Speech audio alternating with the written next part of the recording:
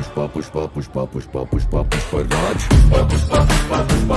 Pushpa Pushparaj Pushpa Pushpa Pushpa Pushpa Pushpa Pushpa Pushparaj Pushpa Pushpa Pushpa Pushpa Pushpa Pushparaj